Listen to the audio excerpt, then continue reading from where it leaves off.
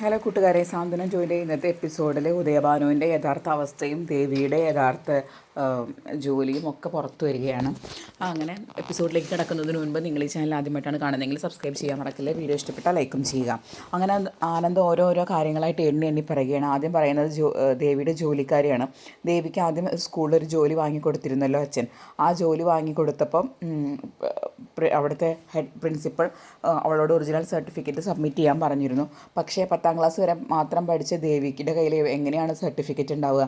MA literature കഴിഞ്ഞ ആളുടെ certificate അവളുടെ കയ്യിൽ എങ്ങനെ ഉണ്ടാവുക? അവളുടെ കയ്യിലില്ല, അവൾ പഠിച്ചിട്ടില്ലല്ലോ. അപ്പോൾ ആ സർട്ടിഫിക്കറ്റ് സ്കൂളിൽ ഇങ്ങനെ സബ്മിറ്റ് ചെയ്യാൻ പറഞ്ഞിട്ട് ഇവൾ ഓരോരോ കാര്യങ്ങൾ പറഞ്ഞു ഒഴിഞ്ഞു മാറി. അങ്ങനെയാണ് അവിടുത്തെ സാറ് അച്ഛനെ വിളിച്ച് പറഞ്ഞത്. അപ്പോൾ അച്ഛൻ പറഞ്ഞു പിറ്റേ ദിവസം തന്നെ സർട്ടിഫിക്കറ്റ് സബ്മിറ്റ് ചെയ്യണം. പക്ഷേ അവൾക്ക് ചെയ്യാൻ പറ്റാത്തത് കൊണ്ട് അവൾ എന്ത് ചെയ്തു, ആ ജോലിക്ക് പകരം വേറൊരു IT കമ്പനിയിൽ നല്ല ജോലി കിട്ടി എന്ന് പറഞ്ഞ് ആ ജോലി ഉപേക്ഷിച്ചു. അപ്പോൾ എല്ലാവരും സന്തോഷിച്ചു. കാരണം IT കമ്പനിയിലെ ജോലി നല്ല ജോലിയാണല്ലോ, അവളുടെ ക്വാളിഫിക്കേഷൻ അനുസരിച്ചുള്ളൊരു ജോലി കിട്ടിയല്ലോ എന്ന് വിചാരിച്ച് എല്ലാവരും സന്തോഷിച്ചു. പക്ഷേ അതും അവൾ നുണ പറഞ്ഞതായിരുന്നു. അവൾ പകൽ വല്ല അമ്പലത്തിലോ അല്ലെങ്കിൽ വല്ല പാർക്കിലൊക്കെ പോയി സമയം കളഞ്ഞ് വൈകുന്നേരം തിരിച്ചു വരികയാണ് ചെയ്തിരുന്നത്. ആ സമയത്ത് നിങ്ങൾ ചോദിച്ചിരുന്നൊരു ചോദ്യം ഓർമ്മയുണ്ടോ? IT കമ്പനിയിലെ ജോലി എങ്ങനെയുണ്ട്, ക്യാബ് വരുമോ, നൈറ്റ് ഷിഫ്റ്റ് ഉണ്ടോ എന്നൊക്കെ. അപ്പോൾ അവരെല്ലാവരും അത് ഓർക്കുകയാണ്. അപ്പോൾ അങ്ങനെ പിന്നെ ഇവൾ ഈ കറക്കം ഒഴിവാക്കിയിട്ട് ഒരു ജോലിക്ക് കയറാൻ വേണ്ടിയിട്ട് ഒരു ഹോട്ടലിൽ ജോലിക്ക് കയറുകയാണ് ചെയ്യുന്നത്. അങ്ങനെ ഒരു ദിവസം നല്ല ബിരിയാണി കിട്ടുന്ന ഒരു ഹോട്ടലിൽ അന്വേഷിച്ച് ഞാനും എൻ്റെ കൂട്ടുകാരനും കൂടി പോയി. അങ്ങനെ അവിടെ നിന്ന് എൻ്റെ ഭാര്യയെക്കുറിച്ചിട്ടുള്ള മഹത്വങ്ങളൊക്കെ ഞാൻ സംസാരിച്ചുകൊണ്ടിരിക്കുമ്പോഴാണ് വെയിറ്ററിൻ്റെ ഒരു ഡ്രസ്സിൽ ഇവൾ വന്നത്. അതാണ് ഇവൾ ചെയ്ത ഏറ്റവും വലിയ മണ്ടത്തരം. കാരണം അന്ന് അവൾ ആ ഹോട്ടലിൽ ജോലിക്ക് കയറിയില്ലായിരുന്നെങ്കിൽ ഒരിക്കലും എനിക്ക് ഇവളെ യഥാർത്ഥ രൂപം കണ്ടുപിടിക്കാൻ പറ്റില്ലായിരുന്നു എന്ന് പറഞ്ഞ് കുറ്റപ്പെടുത്തുകയാണ്. അപ്പോൾ മീനു ചോദിക്കും, ആനന്ദേട്ട, ഒരാൾ പഠിച്ചില്ലെന്ന് വിചാരിച്ചിട്ട് അയാളെ കുറ്റക്കാരനാക്കാൻ പറ്റില്ലല്ലോ.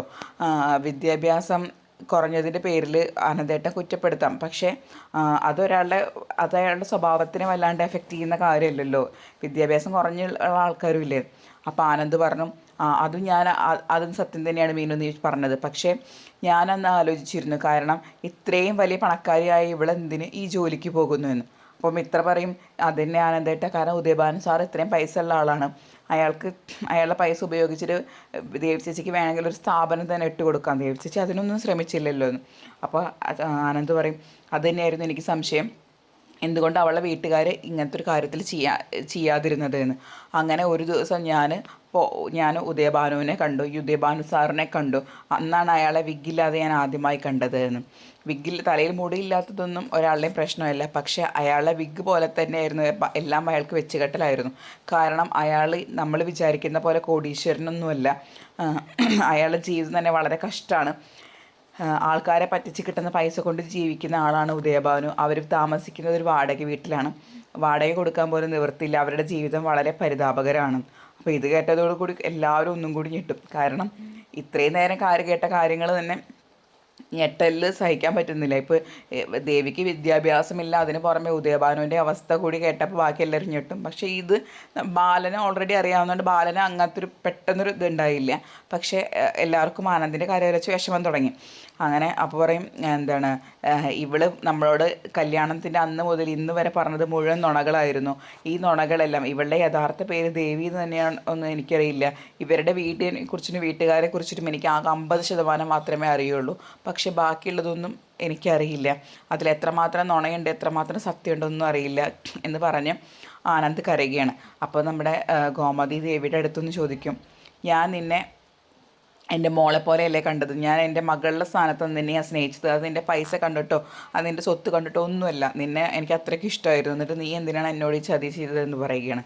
അങ്ങനെ അപ്പോൾ ആനന്ദ് പറയും, ഇവരെല്ലാം കള്ളക്കൂട്ടങ്ങളാണ്, ഇവർക്ക് ഇങ്ങനെ നുണ പറയാനും മറ്റുള്ളവരെ പറ്റിക്കാനും മാത്രമേ അറിയുള്ളൂ. എൻ്റെ അച്ഛനെ നീ പറ്റിച്ചില്ലേ എന്ന് പറഞ്ഞ് ബാലൻ്റെ അടുത്ത് പോയിട്ട് ബാലനെ കെട്ടിപ്പിടിച്ച് കരയുകയാണ് ആനന്ദ്. അപ്പോൾ ദേവിക്കൊന്നും ഉത്തരം പറയില്ല. അപ്പോൾ ഗോമതി വീണ്ടും ദേവിയെ ചോദ്യം ചെയ്യുന്നുണ്ട്, നീ എന്തിനാണ് ഇങ്ങനെ കള്ളം പറഞ്ഞത് എന്നൊക്കെ പറഞ്ഞിട്ട്. പക്ഷേ ദേവി ഒന്നും മിണ്ടാതെ അവിടെ നിന്ന് കരയുക മാത്രമാണ് ചെയ്യുന്നത്. അപ്പോൾ മീനും ഇത്രയും അനുക്കുട്ടിയും ആകാശും ആര്യൻ എല്ലാവരും വളരെ വലിയൊരു ഞെട്ടലിൻ്റെ പുറത്താണ് നിൽക്കുന്നത്. എനിക്ക് സംശയം ഉണ്ടായിരുന്നു, നമ്മുടെ വീട്ടിൽ അന്ന് ഗോമതി സ്റ്റോറിൽ നിന്ന് പൈസ കാണാതായപ്പോൾ തന്നെ എനിക്ക് അയാളെ സംശയം ഉണ്ടായിരുന്നു. അപ്പോൾ ഞാൻ പക്ഷേ എൻ്റെ കയ്യിൽ തെളിവില്ലാത്തത് കാരണം ഞാനത് എങ്ങനെയെങ്കിലും കണ്ടുപിടിക്കണമെന്ന് ഉറപ്പിച്ചു. അങ്ങനെ ഞാൻ നമ്മുടെ ഗോമതി സ്റ്റോറിൽ ഒരു CCTV ക്യാമറ വെച്ചത് ഞാൻ ആരോടും പറഞ്ഞില്ല. ഇപ്പോൾ ഇന്ന് കയ്യോടെ കൂടെ ഞാൻ ആ കള്ളനെ പിടികൂടി എന്ന് പറഞ്ഞ് ഉദയഭാനു ഗോമതി സ്റ്റോറിൽ നിന്ന് പൈസ കട്ടെടുക്കുന്നതിൻ്റെ വീഡിയോ എല്ലാവരെയും കാണിക്കുകയാണ്. അതും കൂടി കണ്ടപ്പോൾ പിന്നെ എല്ലാ തരത്തിലും ദേവിയുടെ പതനം അവിടെ സ്റ്റാർട്ട് ചെയ്യണം.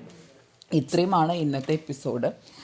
പിന്നെ ഇനി നാളെ വരുന്ന എപ്പിസോഡിൽ ദേവിയോട് ബാലൻ പറയുകയാണ്, എന്നെ ഇത്രയധികം ചതിച്ച ഉദയഭാനുവിൻ്റെ മകളായ നീ ഇനി വീട്ടിൽ പാടില്ല, നീ ഇവിടെ നിന്ന് പോകണം എന്ന് പറഞ്ഞ് ബാലൻ പറയുകയാണ്. അപ്പോൾ ഇതേ സമയം ഇതൊന്നും അറിയാണ്ട് നമ്മുടെ ഉദയഭാനുവും ശ്രീകലയും കൂടി അങ്ങോട്ട് വരികയാണ്. അപ്പോൾ ഇതൊന്നും അറിഞ്ഞിട്ടില്ലല്ലോ. അപ്പം അവർ ഈ സ്ഥിരം പൊങ്ങച്ചങ്ങളും ഒക്കെ പറയുമ്പോൾ അവസാനം ആനന്ദിന് ദേഷ്യം വന്നിട്ട് ആനന്ദ് പറയും, നിങ്ങളുടെ കള്ളത്തരങ്ങളൊക്കെ ഞങ്ങൾ കയ്യോടെ പിടികൂടിയിട്ടുണ്ട് എന്ന് പറഞ്ഞ് ആനന്ദ് ആക്രോശിക്കുകയും ഷോക്കേസിലിരിക്കുന്ന ഒരു ഷോപ്പ് പീസ് എടുത്തിട്ട് ഉദയഭാനുവിൻ്റെ നേരെ പോവുകയൊക്കെ ചെയ്യുന്നുണ്ട്. പക്ഷേ ഇതൊക്കെ പിന്നെ അതുപോലെ തന്നെ ഗോമതി ദേവിയെ അടിക്കുകയും ഒക്കെ പറയുന്നുണ്ട്. എന്നിട്ട് പറയും, നീ എന്തൊക്കെ കള്ളത്തരങ്ങൾ എന്നോട് കാണിച്ചു, ഈ വീട്ടിൽ കാണിച്ചു, നിന്നെ ഞാൻ എങ്ങനെ സ്നേഹിച്ചതാണ് എന്നൊക്കെ പറഞ്ഞ് ദേവിയെ ആ വീട്ടിൽ നിന്ന് പുറത്താക്കാൻ ശ്രമിക്കുന്നുണ്ട്. അപ്പോൾ ദേവി പറയുന്നുണ്ട്, അമ്മ ഞാൻ ചെയ്ത തെറ്റുകളാണ്, ഞാൻ സമ്മതിച്ചു, പക്ഷേ അമ്മ എന്നോട് ഇവിടെ നിന്ന് പോകാൻ മാത്രം പറയല്ലേ, ഈ വീട്ടിൽ നിന്ന് എനിക്ക് പോകാൻ പറ്റില്ല എന്ന് പറഞ്ഞ് ദേവി കരഞ്ഞ് കാലൊക്കെ പിടിക്കുന്നുണ്ട്. പക്ഷേ എന്തൊക്കെ ചെയ്തിട്ടും എന്തൊക്കെ കാല് പിടിച്ചിട്ടും ഒന്നും അവിടെ ഒന്നും അവരുടെ അടുത്ത് വില പോകുന്നില്ല. കാരണം അവർക്ക് അത്രയും വലിയൊരു ചതിയായിട്ട് തോന്നുന്നുണ്ട്.